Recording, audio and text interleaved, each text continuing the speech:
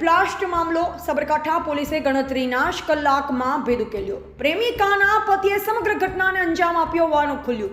પોલીસે જયંતિભાઈ વણઝારા નામના ઈસમને ઝડપી લીધો. જિલેટીન સ્ટિકથી કરાયો હતો બ્લાસ્ટ. રેડિયો જેવા ઇન્સ્ટ્રુમેન્ટમાં ફિટ કરાયું હતું જિલેટીન સ્ટિક. સીસીટીવી ફૂટેજના આધારે પોલીસે રિક્ષા ચાલકને ઝડપી પાડ્યો. રિક્ષા ચાલકને પાર્સલ આપતો જયંતિલાલ વણઝારા કેમેરામાં કેદ.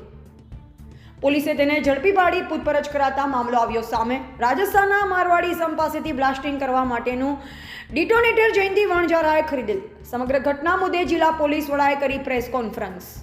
રિપોર્ટર જયેશ ઠાકોર સાથે શૈલેષ પટેલ, જિલ્લા બ્યુરો ચીફ, જેવી ગુજરાત ન્યૂઝ, સાબરકાંઠા. સાબરકાંઠા જિલ્લાના વડાલી પોલીસ સ્ટેશનના વેડા છાવડી ગામે આજે બપોરે 12:30 વાગ્યાના સુમારે એક પાર્સલ બ્લાસ્ટ થયાની ઘટના બની હતી, જેમાં એક રિક્ષાવાળો ઈસમ મરણ જનાર જીતુભાઈ વણઝારાના ઘરે એક પાર્સલ ડિલિવર કરે છે.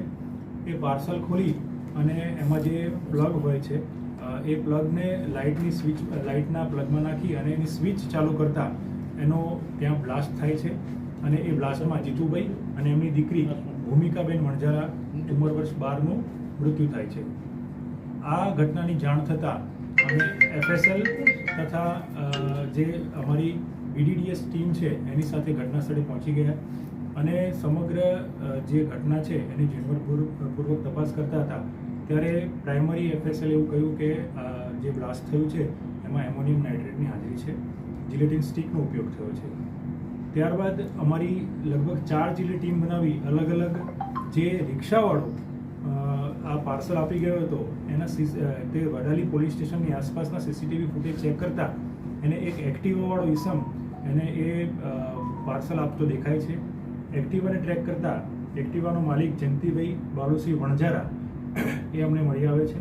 એની પૂછપરછ કરતાં એ પોતે ભાગી પડે છે અને સમગ્ર હકીકત જણાવે છે કે જયંતિભાઈ બાલુસિંહ વણઝારાની પત્ની એ અને મરણ જનાર જીતુભાઈ વણઝારા બંને એક જ ગામના હતા અને ઘણા સમયથી એકબીજાના પરિચયમાં હતા અને જે જયંતિભાઈને પસંદ હતું એટલે એને જીતુભાઈ વણઝારાને મારવા માટે જિલેટીન સ્ટિક જે સામાન્ય રીતે બ્લાસ્ટિંગ માટે વપરાય છે એનો ઉપયોગ કરી, ડિટેનેટરનો ઉપયોગ કરી અને એને રેડિયો જેવી ડિવાઇસમાં, જેમાં ટેપ રેકોર્ડર જેવું બહારથી લાગે, એની અંદર એને જિલેટીન સ્ટિક પ્લેસ કરી એની ઉપર ડિટોનેટર લગાવ્યું અને એના વાયર એને બહાર કાઢી અને એને એ રીતનું ડિવાઇસ બનાવ્યું કે બહારથી તમને જોઈને એવું લાગે કે આ કોઈ રેડિયો છે.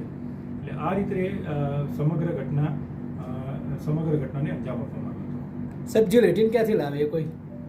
જિલેટીન સામાન્ય રીતે લાયસન્સ એના હોલ્ડર હોય છે એને આપવામાં આવતું હોય છે. એનો ઉપયોગ બ્લાસ્ટિંગ માટે થતો હોય છે અને આ જે છે એ કોઈ મારવાડી પાસેથી, રાજસ્થાનના મારવાડી પાસેથી જિલેટીન લાવ્યાનું પ્રાથમિક તપાસમાં જણાવે છે. આગળ એની તપાસ ચાલુ છે. સાહેબ, જે આરોપી છે, આરોપીને આ પ્રકારનું બ્લાસ્ટ બનાવવાનું ક્યાંથી શીખ્યો હોય અથવા કઈ રીતે એને ત્યાં પડતું? આરોપીની પ્રાથમિક પૂછપરછમાં એવું જાણવા મળે છે કે એણે જેની પાસેથી ડિટોનેટર અને જે જિલેટીન સ્ટિક લીધી છે એની પાસેથી આ સામાન્ય જ્ઞાન મેળવ્યું હતું. ઓકે જી, ચલો.